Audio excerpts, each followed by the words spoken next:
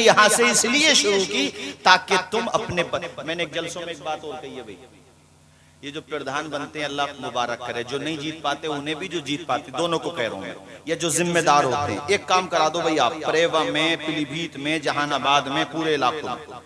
अभी मेरे पास कुछ लोग आए थे, उन्होंने बताया हजरत हम लोग ये काम कर रहे हैं, मैंने रिस्पेक्ट किया, बहुत अच्छा कर रहे हैं। आपको मोबाइल का विकल्प देना पड़ेगा अपने बच्चों को। देखो ये मेरे हाथ पे एक लकीर खींची हुई है मिसाल के तौर पे, और इस लकीर से लोग जुड़े हुए हैं। इस लकीर से हटाने के लिए आपको दूसरी लकीर देना पड़ेगी। मोबाइल के आदी हो गए बच्चे, जियो फ्री करने में बहुत बड़ी प्लानिंग थी, जब आदी हो गए तब छूट नहीं सकता। अब कितना ही महंगा भी हो वो करेगा, रिचार्ज कराएगा। लखनऊ में अपनी माँ से रिचार्ज के लिए पैसे मांगे, एबीपी न्यूज पे चला, माँ ने पैसे नहीं दिए, अपनी माँ का मर्डर कर दिया उसने।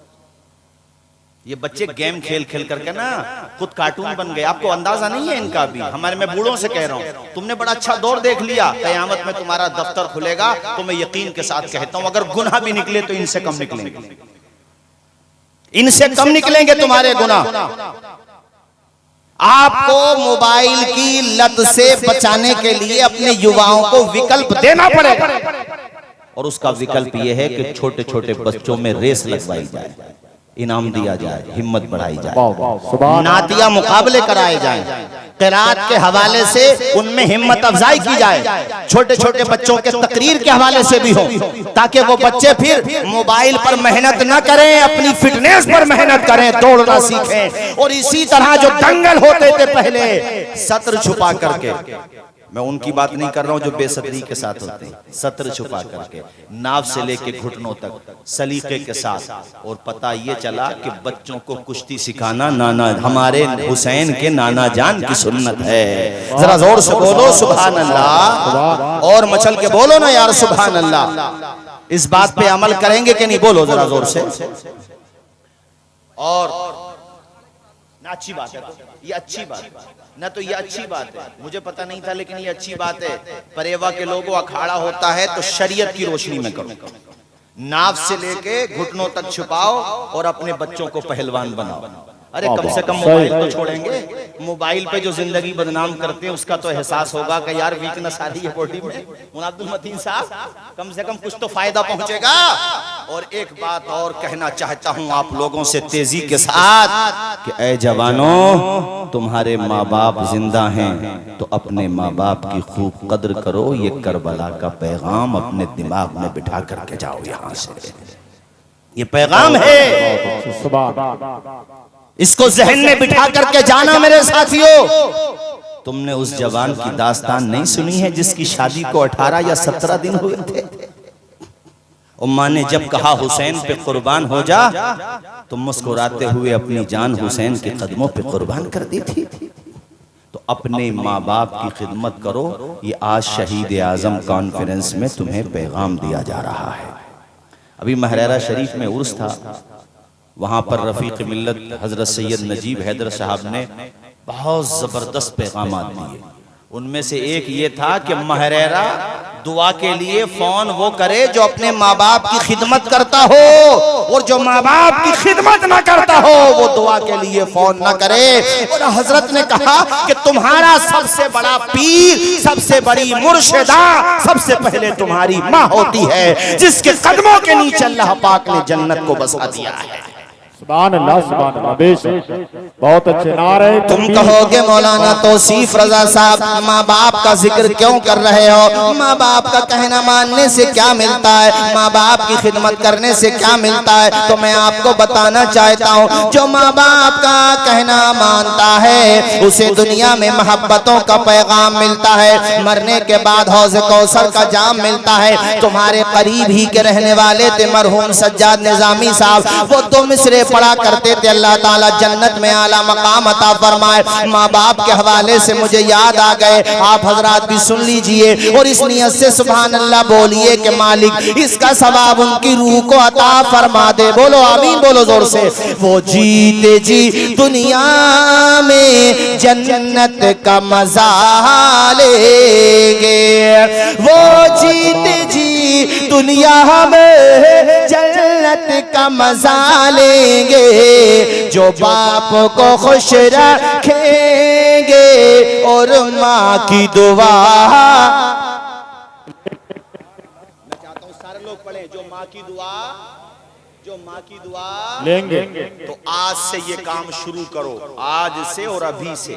बेशक सुबह सुबह को जाओ जहानाबाद, पीलीभीत, यहाँ तक के कोठी तक भी अगर जाओ तो अपने बूढ़े माँ बाप से इजाजत लेके जाओ, माँ का हाथ सर पे रखवा करके जाओ, बाप से कहो अब्बा जी मैं जरा काम से जा रहा हूँ, तू जब तक पलट के नहीं आएगा माँ बाप की दुआ तेरी हिफाजत करती रहेगी। सुभान अल्लाह सुभान अल्लाह। माँ बाप की दुआ की बरकत से मालिक तेरी हिफाजत करेगा। मुझे 4 मिसरे मुनव्वर राना के याद आते हैं, बुलंदी देर तक किस शख्स के हिस्से में रहती है। वाह वाह सुभान अल्लाह सुभान अल्लाह। इतनी कम मोहब्बत है माँ बाप से, नहीं बोलोगे हाथ उठा के सुभान अल्लाह? माँ बाप के नाम पे बोलो सुभान अल्लाह। जब बाप बनोगे ना तो एहसास होगा कि बाप बनना आसान नहीं होता। जो मेरी कौम की बहन बेटियां सुन रही हैं, जब माँ बनेंगी तो पता चलेगा कि माँ का मकाम क्या होता है। बुलंदी देर तक किस शख्स के हिस्से में रहती है, बहुत ऊंची इमारत हर घड़ी खतरे में रहती है। ये ऐसा कर्ज है जिसको अदा में कर नहीं सकता, मैं जब तक घर न पहुंचूं माँ मेरी सजदे में रहती है। सुभान अल्लाह सुभान अल्लाह। बेशक मुनव्वर राना साहब मिल गए लखनऊ से आते हुए, मैंने कहा मैं आपके अशार पढ़ देता हूँ, मुझे उनके बारे में ज्यादा पता नहीं लेकिन माँ के बारे में अच्छी शायरी करते हैं। मैंने कहा साहब आपने ये 4 मिसरे बहुत अच्छे कहे कि हमारे कुछ गुनाहों की सजा भी साथ चलती है, अब हम तन्हा नहीं चलते दवा भी साथ चलती है, अभी जिंदा है माँ मेरी मुझे कुछ भी नहीं होगा, मैं घर से जब निकलता हूँ दुआ भी साथ चलती है। इमाम हुसैन ने जब मदीना छोड़ा था तो अपनी अम्मी जान हजरत सैयदा तैयबा आबिदा जाहिदा फातिमा ज़हरा की कब्र पे जाकर के आंसू बहाए थे। ये पैगाम इसलिए दे रहा हूँ कि तुम में से किसी की माँ का साया उठ चुका हो तो कब्र से वास्ता तोड़ मत देना, हफ्ते में 1 दिन कम से कम जाके कब्र पे फातिहा पढ़ लिया करना। वालिद का साया उठ चुका है। एक जुमला, औरत जब प्रेग्नेंट होती है ना, डॉक्टर कह दे ये चीज नहीं खाना, अल्लाह की कसम हाथ नहीं लगाती। किसके लिए? तेरे लिए। और जब डिलीवरी का टाइम आता है, तनवीर भाई जरा सुने, बड़ी अच्छी बात मुझे याद आ गई। ये आपके खित्ते के हैं, जोखनपुर के, हमारे अमरोहा में एक जमाने से है माशाअल्लाह, और पुराने नाजिमों में शुमार होता है। बेहतरीन निजामत करते हैं इख्तिसार के साथ माशाअल्लाह, अल्लाह खूब बरकतें अता फरमाए। डिलीवरी का टाइम, डॉक्टर ने देखा सिचुएशन डिफिकल्ट है, अरे कलेजे पे हाथ रख के सुन जवान। परिवार वालों से कहा डॉक्टर ने कि या तो जच्चा को बचा लो या बच्चा को बचा लो। माँ को बचाना है तो बच्चा नहीं बचेगा, और बच्चे को बचाना है तो माँ नहीं बचेगी। है कोई ऐसी हस्ती जो तेरे लिए अपनी जान दे दे? सगा भाई भी कुछ देर के लिए सोचेगा, कुछ देर के लिए तो सोचेगा। मैं ये नहीं कहता जान नहीं देगा, जबकि उस माँ ने अभी बेटे को देखा तभी नहीं है। लेकिन माँ कहती है आधी होश में है आधी बेहोश है कि डॉक्टर साहब मेरी फिक्र न करो, मेरे बच्चे को बचा लो। ये सिर्फ माँ का कलेजा होता है, कहती है मेरे बच्चे को बचा लो। हमने माँ को क्या दिया, बाप को क्या दिया? हमने सुबह से शाम तक कमाता है बाप, शाम को घर पे आता है थका हारा, जहानाबाद से आया, पीलीभीत से आया, सितारगंज से आया, दूर दूर से बेचारा कमा करके आया, और शाम को तेरे चेहरे पे खिली हुई मुस्कुराहट देखता है, बाप की थकान उतर जाती। जिंदगी अगर एक दरख्त है तो उस दरख्त की जड़ का नाम माँ बाप है। अगर तुम जड़ को काट दोगे वो दरख्त कितना ही तनावर हो जाए, कितना ही सरसब्ज और शादाब हो जाए, अगर जड़ नहीं रहेगी तो वो दरख्त भी नहीं रहेगा। जी जी वाह। इसलिए कहता हूँ अपने माँ बाप की खिदमत किया करो, अपने माँ बाप की सेवा किया करो। बाजार से सामान खरीद के लाते हो, पहले माँ बाप के हाथ पे रख दिया करो, अपने माँ बाप की कुर्बानियां याद किया करो। आए लोगों, अपने माँ बाप को मोहब्बत से देखा करो, प्यार किया करो। ये फसाना नहीं हकीकत है, अपनी माँ से, अपनी माँ से जिसे मोहब्बत है। गौर से पे तू क्यों नहीं कहता, माँ के कदमों के नीचे जन्नत है। सुभान अल्लाह, सुभान अल्लाह। नारे तकबीर, नारे रिसालत, मसलके आला हजरत। सुभान अल्लाह, सुभान अल्लाह। मैं तो ये चाहता हूँ मेरे भाइयों, इमाम आली मकाम की मोहब्बत में आप यहाँ आए हो तो उनकी सीरत की खुशबू लेकर के जाओ, उनकी मोहब्बत का नूर लेकर के जाओ। अपने आप को सच्चे हुसैनी बना लो। दुनिया वाले तुम्हारा किरदार देखें, गुफ्तार देखें, तुम्हारी रफ्तार देखें तो वो ये कहने पर मजबूर हो जाएं, जब हुसैनी का किरदार ऐसा है तो करबला में इमाम हुसैन का किरदार कैसा होगा। बहुत अच्छा। जरा ऊंचा बोलिए। मौलाना तनवीर साहब जी जी सुनिए जरा। जी अता। कुछ नेक लोगों का गुजर वाह। एक बस्ती के पास से हुआ जहां थोड़े थोड़े मकान थे, कोई कोई मकान था, वो जंगल ही ज्यादा था। वो लोग वहीं पे रात को रुक गए। कलयुगी में ये बात लिखी हुई है। अब रात में वो लोग जब सो गए तो उनकी आंख खुली जिस वक्त, तो उन्होंने गधे की आवाजें सुनी। किसकी? और गधे की आवाज सबसे बुरी आवाज होती है। अगर गधा बोले तो फिर कोई सो नहीं सकता। इन्ना अनकरल अस्वाती लसौतुल हमीर, सबसे बुरी आवाज गधे की आवाज होती है। वो लोग सो नहीं पाए। अब वो बाहर निकल के देखते थे, यार गधे की आवाज आती है मगर गधा नजर नहीं आता। दिन का उजाला हुआ, पास में एक झोपड़ी पे नजर गई।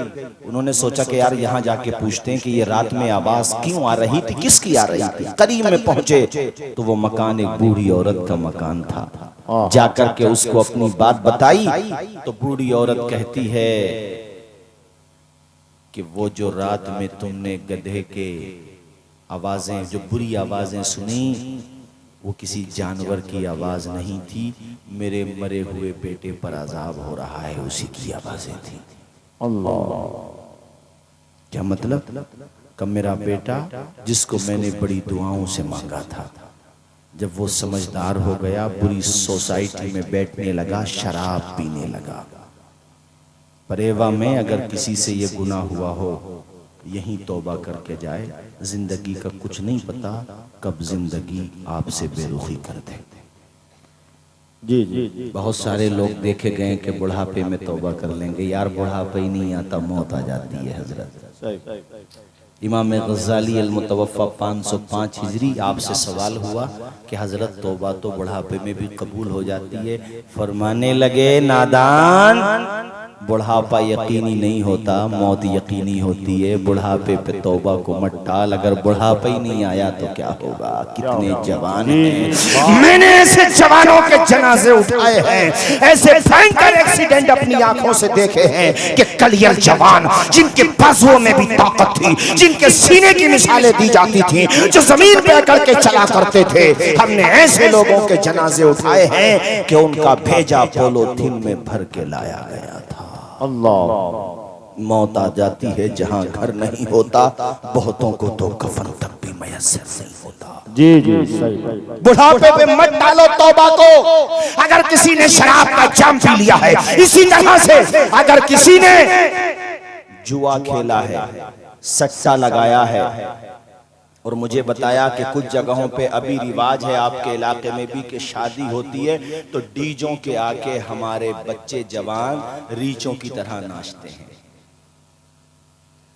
यार हम क्यों नाच रहे हैं, दुनिया वैसे ही बहुत नचा रही है हमें। तो ये हंसने की नहीं, रोने की बात, ये हंसना समझ रहे हैं आप।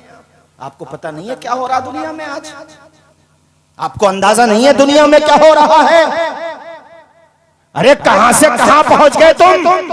तुम्हारे हिजाब पे पाबंदी, तुम्हारे मदरसों पे एतराज, तुम्हारे स्टेटस पे एतराज, तुम्हारे तशख्खुस पे हमले, मगर फिर भी तुम अपनी बहन बेटियों और बेटों की शादी में डीजों के आगे रीचों की तरह नाच रहे हो। अरे दुनिया भी अपने ईवान में बैठ करके वो लोग हंसते होंगे कि इनसे बड़ा बेवकूफ पूरी दुनिया में कोई नहीं है, हम इनके मारने की प्लानिंग कर रहे हैं और ये फिर भी डीजों के आगे रीचों की तरह नाच रहे हैं।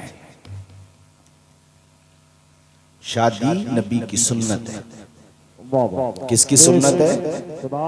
तो सुन्नत का रंग नजर आना चाहिए, शैतान का रंग नजर नहीं आना चाहिए। हमारे इलाके में नाम सुना होगा आपने अमरोहा का, जहां हमारे मौलाना तनवीर साहब पढ़ाते। हमारे खित्ते से एक बारात गई थी अमरोहा, और एक ऐसे एक वाकया तहसील सुवार का भी है जिला रामपुर में, और वहां का और भी बहुत सारी जगहों के हैं। बारात गई, पूरी रात सोने नहीं दिया मोहल्ले वालों को, किसी ने आवाज निकाली, खैरियत नहीं। गरीब आदमी की तो अपने मुसलमानों में भी कहां कदर होती है, जो कमजोर होता है उसकी सुनवाई कहां होती है, ताकतवर की सुनवाई हो रही है। ऐसा मत करो। इमाम हुसैन का पैगाम यह है कि सब्र वालों का मोहब्बत से कलाई थाम लो, उनका साथ दे दो, हुस्न अखलाक की अनमोल निशानी दे दो, गम के ठहरे हुए दरिया को रवानी दे दो। तुम हुसैनी हो तो एहसान के मशकीजे से कोई दुश्मन भी अगर मांगे तो पानी दे दो। सुभान अल्लाह बेशक।